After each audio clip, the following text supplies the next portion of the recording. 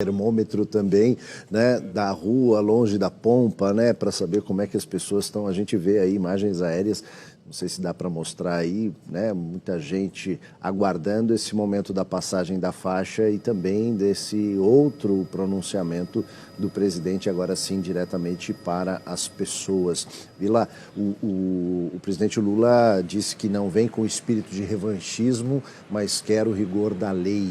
Exato. Né? No momento em que se espera um discurso de união, isso pode atrapalhar um pouco? Não, creio que não. Na minha leitura, ele fez 2 vezes, inclusive, referência aqui à frente democrática, né? A frente ampla democrática que o levou à vitória. Isso é fundamental, ele não venceria o segundo turno sem essa frente ampla democrática, que está refletida na composição do Ministério, inclusive com os 9 partidos políticos. E vamos ver se vai ter uma base maior, pode ser que tenha até a partir de fevereiro, né?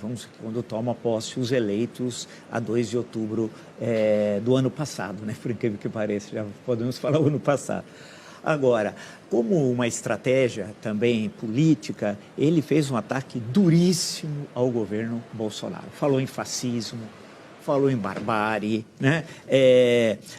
Falou de destruição do Estado, falou de uma política econômica de rapinagem, a expressão é dele, de destruição do Estado, falou dos rentistas. Ele fez um discurso um pouco mais à esquerda do que a composição ministerial. Acho que isso é importante pontuar, né? A composição ministerial, ela está muito marcada de centro, muito mais de centro-direita, se nós olharmos o conjunto, e o seu discurso foi um discurso muito duro para demarcar a diferença entre ele e Bolsonaro. E isso deve ser reproduzido nas próximas semanas, no mínimo nos primeiros 100 dias de governo, né? Então, eu anotei inúmeras passagens aqui em que ele faz essa recorde do governo e Bolsonaro, o ex-presidente, e a questão da pandemia, né? E dizendo uma questão fundamental da responsabilidade governamental daqueles que produziram a maior tragédia sanitária da história do Brasil, dentro do devido processo legal, etc. Então, é um compromisso que ele assumiu. Isso é muito importante. Quero ver agora como é que vai ser isso colocado em prática. E isso não é revanchismo, né? Vale lembrar, isso é justiça. Justiça. E, além disso, a revogação, né, de alguns pontos importantes aí defendidos pelo bolsonarismo. Perfeito, né? O caso do decreto, perfeito, do decreto das armas, por exemplo, ele fez questão, que é um ponto basilar do pensamento, entre aspas, de Bolsonaro, dessa revogação, né? Ele fez questão de acentuar. E a sua leitura econômica vai encontrar problemas com o chamado mercado. Vamos ver a Bolsa amanhã, porque o que ele apresenta como é o oposto do que foi feito por Paulo Guedes e que foi aprovado por esse mesmo Congresso que está terminando, vale lembrar, né?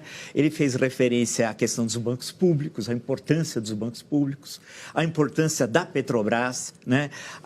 Falou da reindustrialização, que são pontos centrais. O Brasil mostrou na pandemia, não tinha nem máscara.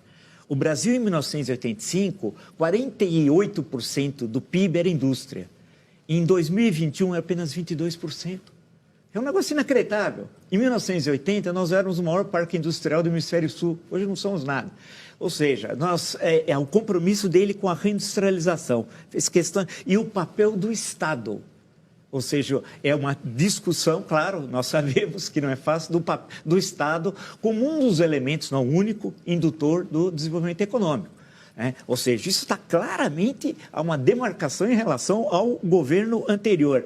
Fez questão também, falou da indústria do conhecimento, etc., e desse ponto que você destacou, o Jairo também lembrou da política ambiental e da criação dos ministérios que diversificando da igualdade racial das mulheres, dos direitos humanos, né?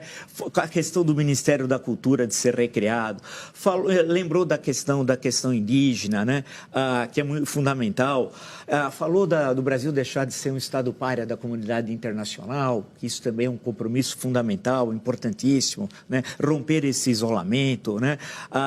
E destacou, por exemplo, o teto de gastos. Fez questão de falar, tem de revogar. Por isso que eu estou dizendo isso, essas questões, como é que o mercado, como é que a Bolsa vai abrir em relação a essa visão de economia, que é oposta de Paulo Guedes, mas que não é de Dilma Rousseff, não é a nova matriz econômica, que foi um desastre. É bom lembrar que o pior triênio da história econômica republicana foi 2014, 15 e 16. Né?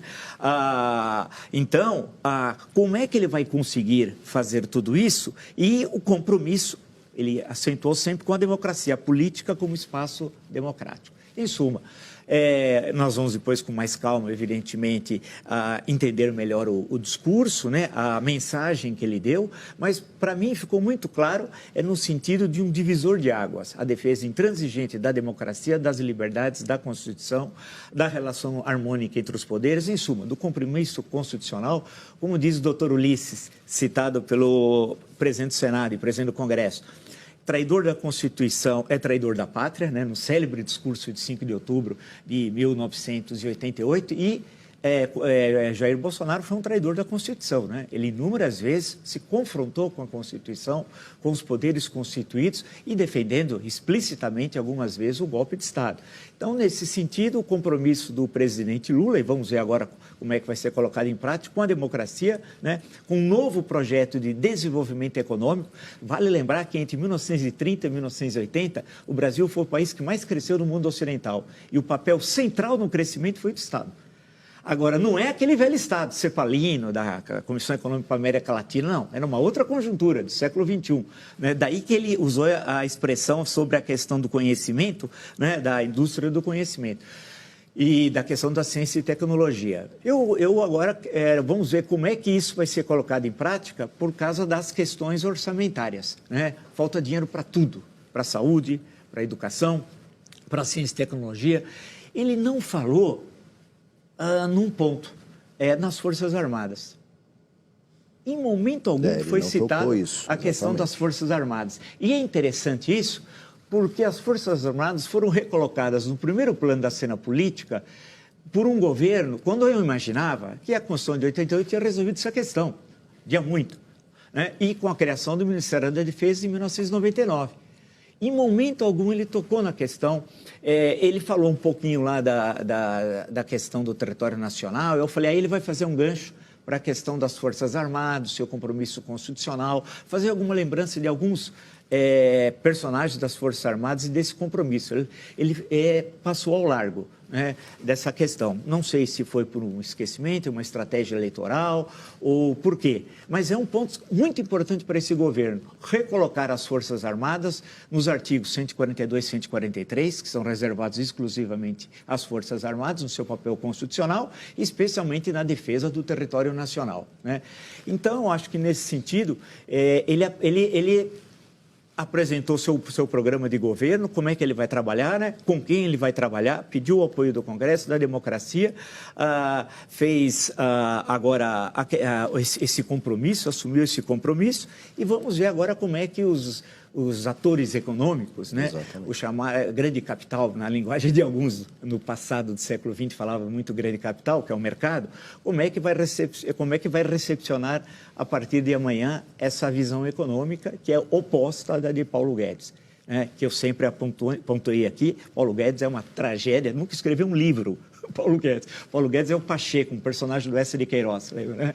Foi um desastre a gestão econômica, pensando em termos de país, né? E não teve nem a cortesia de esperar, de transferir o cargo para o novo ministro. Foi embora do Brasil, tal qual fez o Bolsonaro. Isso é um ato absolutamente antidemocrático, antirrepublicano. Então, nós temos de voltar a discordar, a concordar, sempre no interior da Constituição.